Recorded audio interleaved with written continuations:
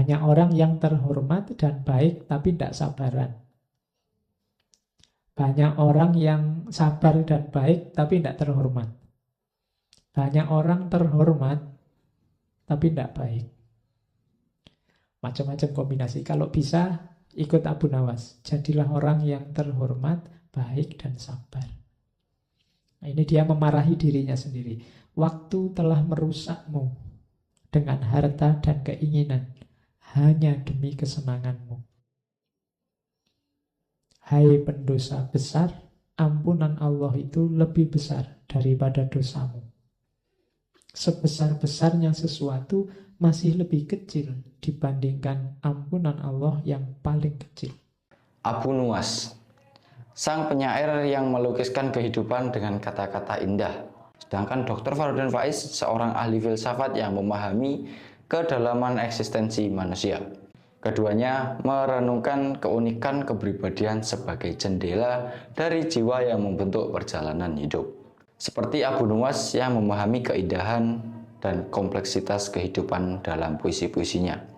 Sedangkan Dr. Farudin Faiz, beliau memandang kepribadian sebagai saksi dari pengalaman hidup yang mencerminkan kesalahan dan upaya memperbaiki diri. Dalam pandangan mereka, kepribadian bukanlah sekedar gambaran luaran, melainkan katalisator yang mampu mendorong perbaikan dan suatu pertobatan. Seperti yang telah diungkapkan oleh Abu Nuwas melalui puisi-puisinya yang penuh makna, keduanya mengajarkan bahwa kita selalu memiliki kesempatan untuk bertaubat, merenung, serta memperbaiki diri dari kesalahan yang pernah kita lakukan. Dengan bijaksana, mereka menerangi bahwa memahami dan menggunakan kepribadian sebagai landasan untuk transformasi adalah kunci bagi perbaikan hidup yang lebih baik.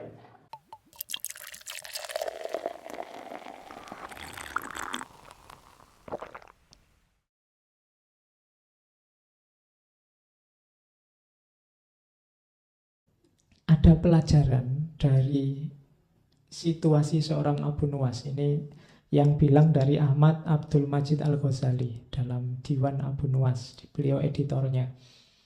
Jadi Abu Nuwas ini memang sebelum tobat itu poros hidupnya adalah ingin senang-senang. Cuma ada rahasia di situ. Apa sih kesenangan itu? Kesenangan itu muncul kalau seseorang melakukan sesuatu secara total. Kalau versinya Abu Nuwas, aktivitas apapun, termasuk mabuk, itu harus dilakukan dengan mantap, kemauan keras, maka kalian akan puas. Kalau sudah puas, bahagia. Rahasianya sebenarnya di situ. Pelajarannya katanya Ahmad Abdul Majid Al-Ghazali.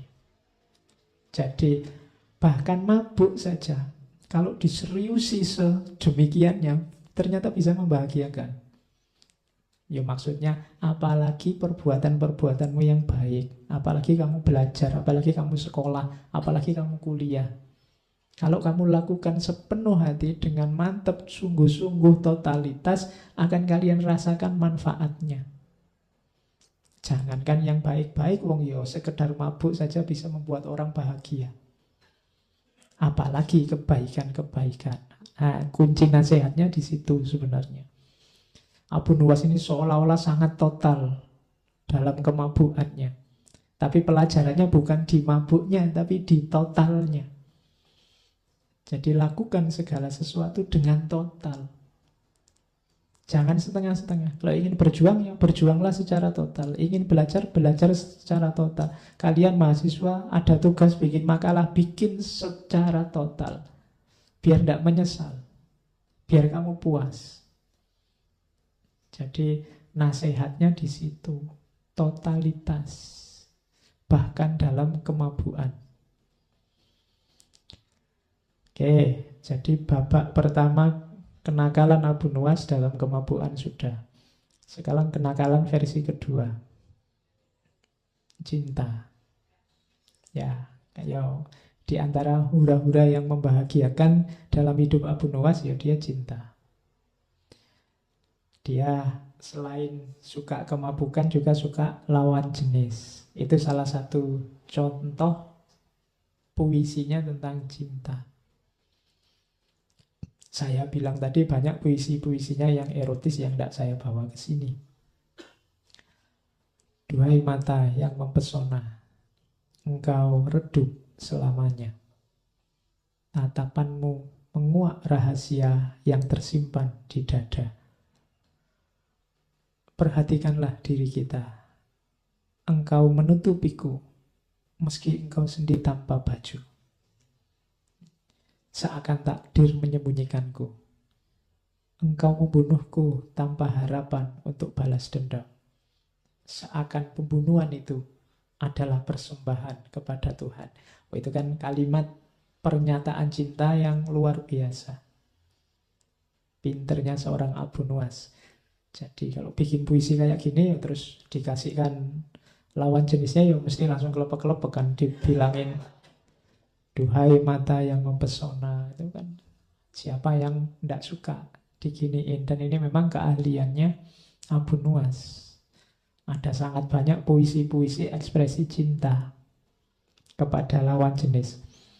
Bahkan ini ada satu cerita, Abu Nuwas ini terpaksa naik haji. Kenapa? Ya, terpaksa, memaksa dirinya naik haji. Kenapa? Karena dia jatuh cinta sama perempuan namanya Jinan. Dan Jinan ini memaksa dia, kalau kamu cinta padaku, ya kamu harus haji. Nah, dia terus terpaksa naik haji. Kalau sekarang susah ya. Tapi ini bisa jadi modus. Kalau perempuan ingin nolak laki-laki bisa. Kalau kamu cinta padaku, kamu harus naik haji. Nah, itu nunggunya 20 tahun berarti. Ya, kamu bisa modus itu. Jadi kalau takut nolak, bilang aja gitu. Oh, saya mau padamu tapi harus haji dulu. Oh, itu ngantrinya hampir 30 tahun sekarang.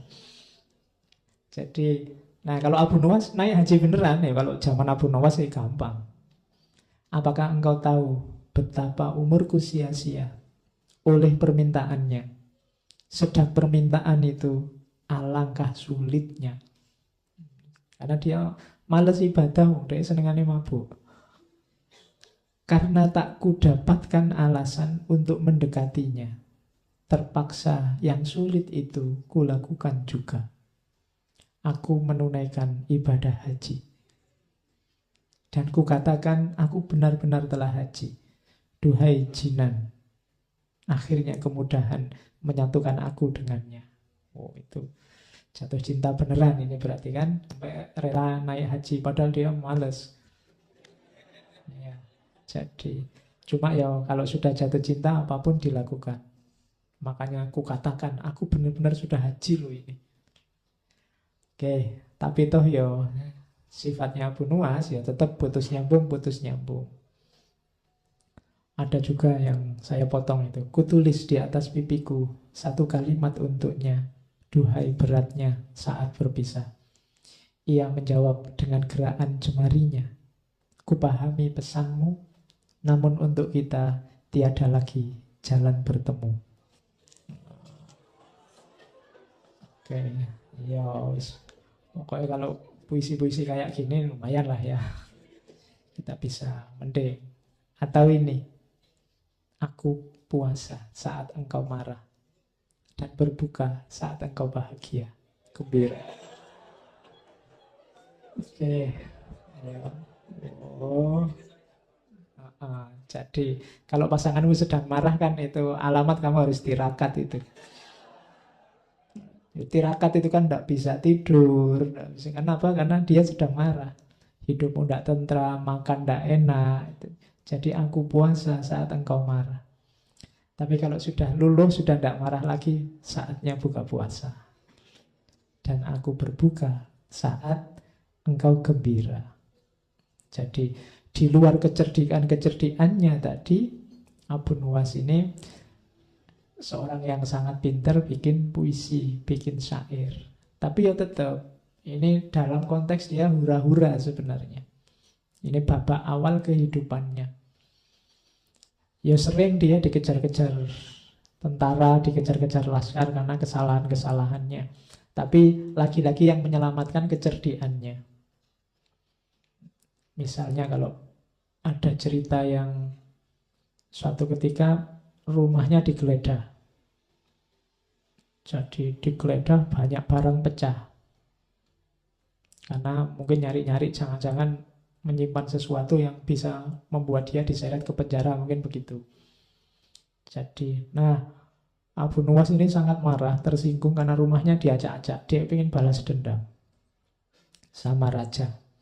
Akhirnya satu ketika dia beli roti, rotinya dibiarin busuk sampai banyak lalatnya. Terus roti ini ditutup, dibawa ke depannya Harun al-Rasyid. Ini sudah misi balas dendam ini. Karena dia tersinggung rumahnya diacak-acak. Lalu dia menghadap, wahai raja yang adil, saya menuntut keadilan. Katanya engkau raja yang adil berarti harus bisa memenuhi tuntutanku. Terus Harun al-Rasyid tanya, keadilan apa yang mau kamu tuntut? Siapa yang mau kamu tuntut? Siapa yang tidak adil padamu? Terus dia bilang, lalat. Saya punya roti ternyata didahului oleh lalat. Sehingga saya sekarang tidak bisa memakannya. Lalat ini sudah tidak adil pada saya. Ya Harun al-Rasyid ketawa aja. Oke lah. Lah terus maumu gimana? Tolong Baginda ngasih perintah bahwa saya punya hak untuk memukul lalat dimanapun dia ada. Akhirnya, ya wis tidak apa-apa. Untuk menghiburmu, sekarang kamu boleh kalau ada lalat kamu pukul saja. Itu Abu Nuwas sudah siap-siap bawa pentungan.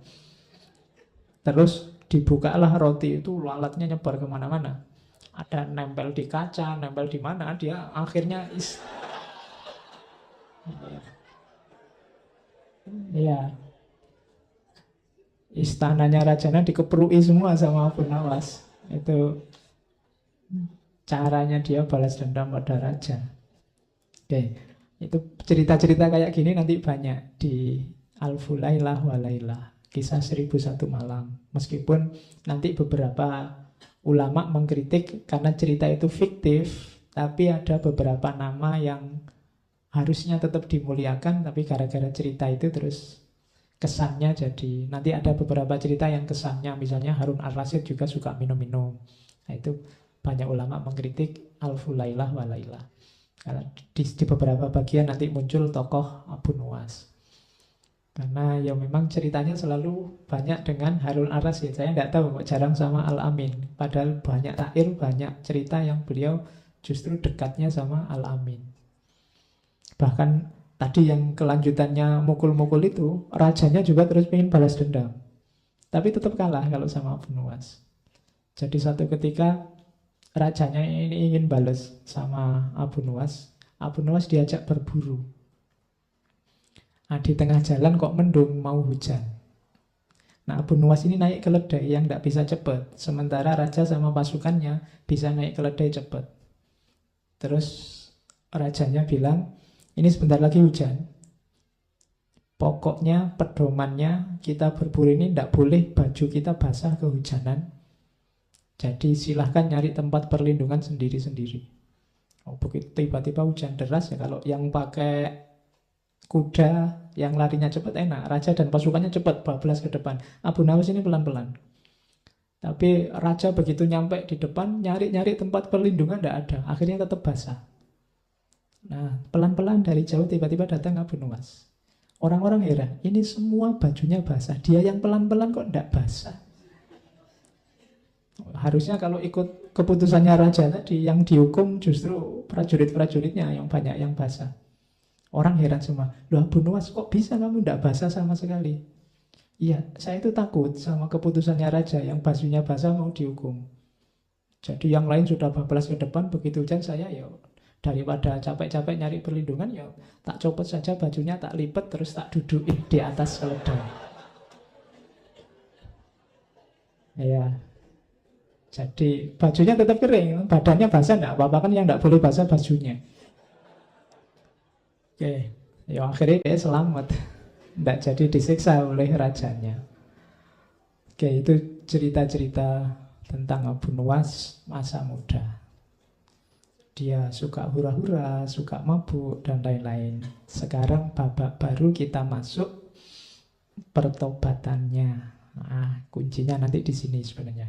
Yang mulai banyak hikmah-hikmah yang bisa kita ambil dari kisah hidup seorang Abu Nuwas.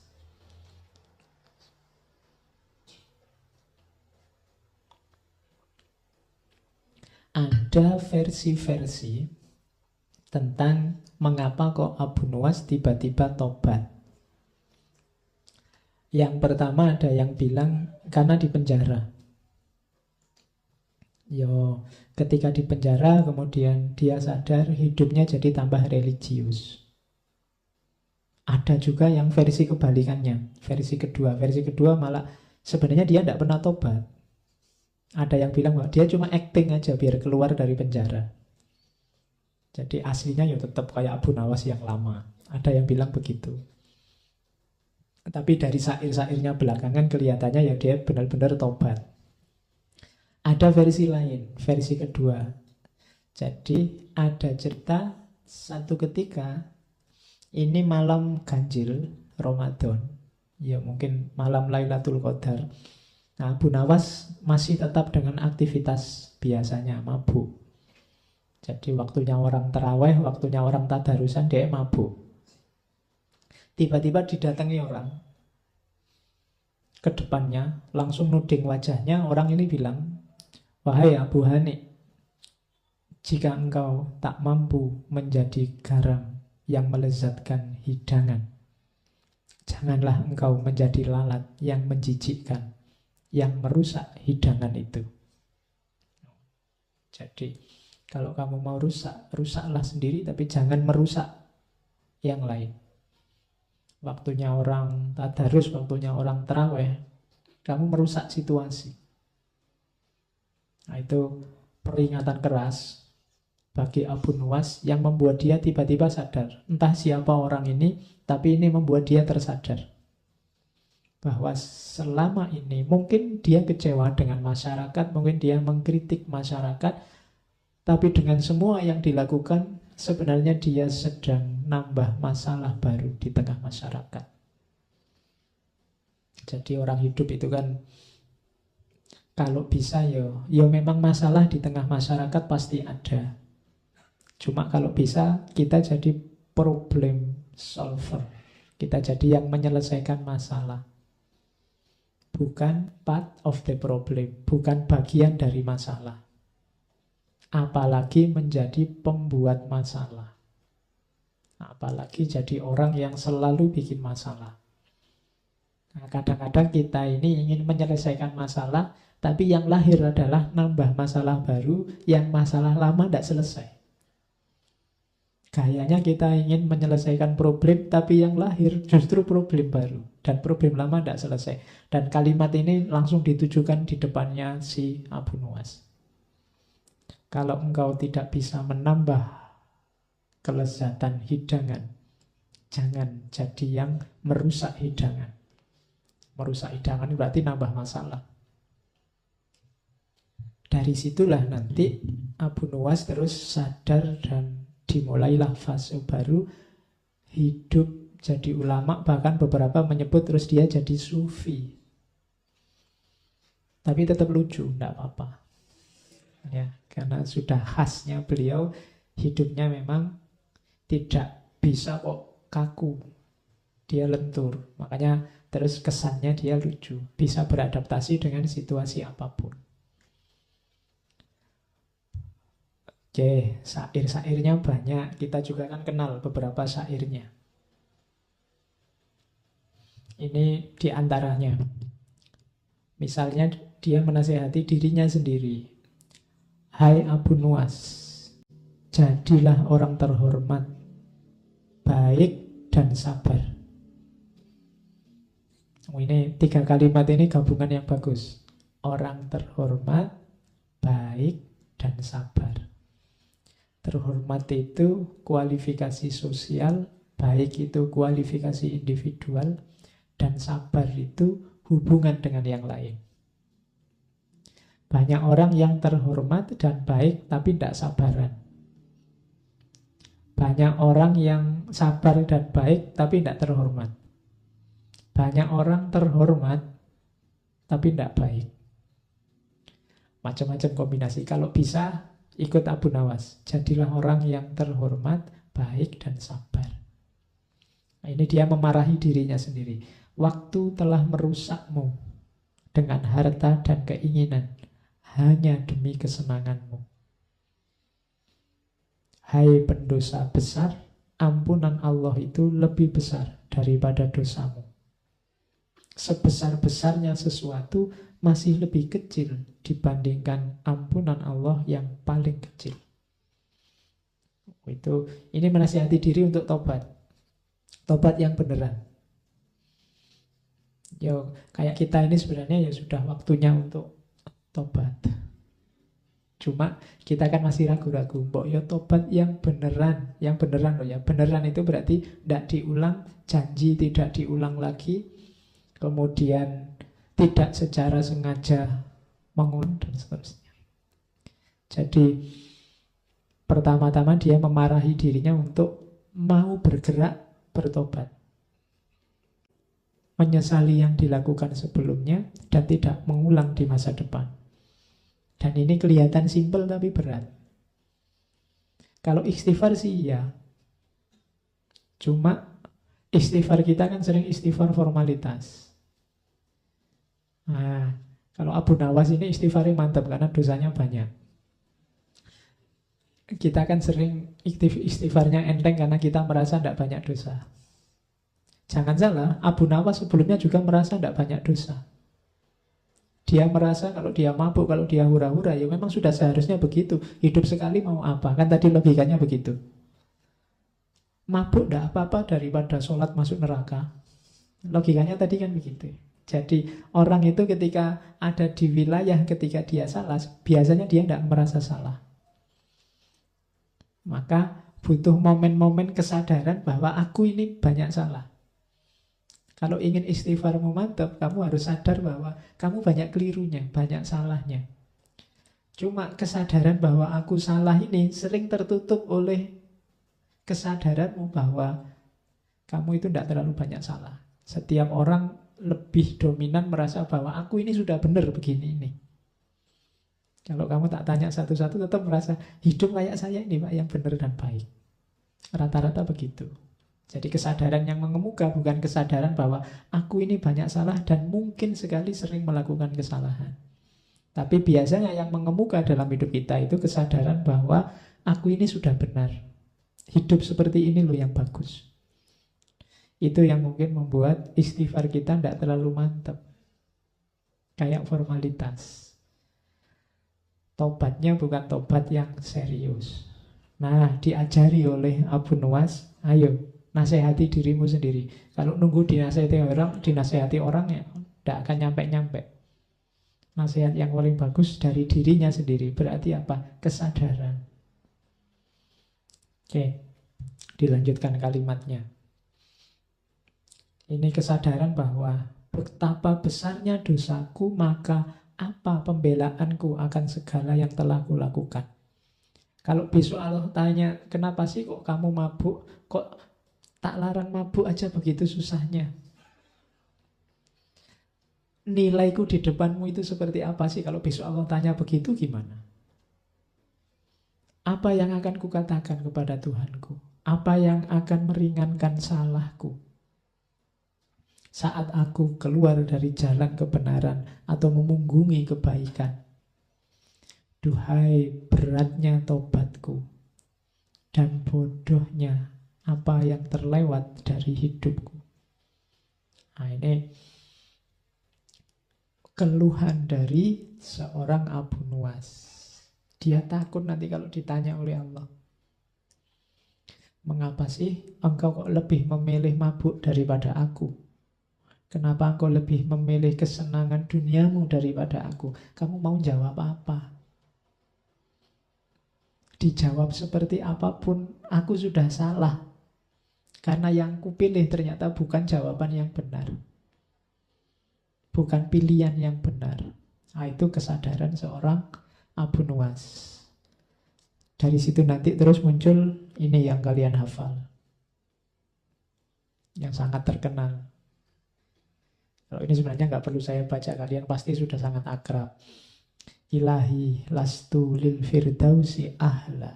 Wahai Tuhanku, jelas aku bukan ahli surga. Wong aku ini kayak gini orangnya, nakalnya luar biasa, dosaku bertumpuk-tumpuk. Wala aqwa ala naril jahimi. Tapi aku ndak kuat kalau harus masuk neraka. Jadi ini keluhannya pada Allah. Ya Allah, aku ini masuk surga ndak pantas, masuk neraka ndak kuat. Itu malaikatnya bingung mesti. Biar pantas masuk surga gimana? Fahab li taubatan waghfir dzunubi. Maka ya Allah, anugerahi aku taubat dan ampuni dosaku. Jadi ini ada pelajaran dari kalimat ini bahwa taubat itu hakikatnya adalah anugerah dari Allah. Maka berdoalah untuk dianugerahi taubat. Jalan kita untuk taubat pertama-tama nunggu anugerah dari Allah. Fahabli taubatan waghfir dzunubi, dan ampunilah dosaku. Fa innaka ghafirudz dzambil azimi, karena engkau adalah yang pemberi maaf yang agung. Jadi ya Allah, aku ini masuk surga ndak pantas, masuk neraka ndak kuat. Sudahlah ya Allah, ampuni aku. Kan engkau maha pengampun. Ringkasnya begitu. Dzunubi misla a'dadir rimali. Dosaku ya Allah sebanyak jumlahnya pasir. Jadi kalau ada padang pasir, pasirnya seluas itu, dosaku sebanyak itu. Maka satu-satunya jalan keluar hanya fahabli taubatan ya dzal jalali. Satu-satunya aku selamat nanti bisa ke surga dan terhindar dari neraka hanya kalau engkau menganugerahi aku pertaubatan. Wa umri nakisun fi kulli yaumin. Padahal umurku detik demi detik berkurang. Setiap hari berkurang. Nakisun fi kulli yaumin wa dzambi zaidun kaifah timali. Sementara dosaku terus tambah. Tambah umur, tambah dosa. Kaifah timali. Bagaimana aku menanggungnya ya Allah? Itu munajatnya seorang Abu Nuwas. Ilahi abdukal asi ataka. Wahai Tuhan, hambamu yang penuh dosa ini datang padamu. Mukirram bidzunubi wa qad da'aka. Menyatakan, mendeklarasikan dosa-dosanya. Wa qad da'aka. Dan berdoa padamu, memohon padamu. Fa in taghfir, kalau engkau ampuni aku, fa'anta lidzaka ahlun, memang engkau ahlinya, tempatnya minta ampun. Fa'in tatrud, tapi kalau engkau tolak aku ya Allah, faman narju siwaka, lantas pada siapa lagi aku berharap kalau engkau saja tidak mengampuniku. Ini namanya munajat. Jadi mengeluh pada Allah, menyatakan kelemahan, menunjukkan dosa-dosa, kemudian pasrah pada Allah, minta diberi yang terbaik. Itu makanya kalimat ini banyak dipakai. Ilahi lastu lil firdausi ahla wala aqwa ala naril jahimi. Ini munajatnya Abu Nuwas. Oke, ini babak pertaubatannya. Tadi ada babak kemabuannya, terus babak hura-hura dalam cinta, sekarang pertaubatan. Ada satu babak lagi yang mau saya bawa, yaitu babak akhir hidupnya.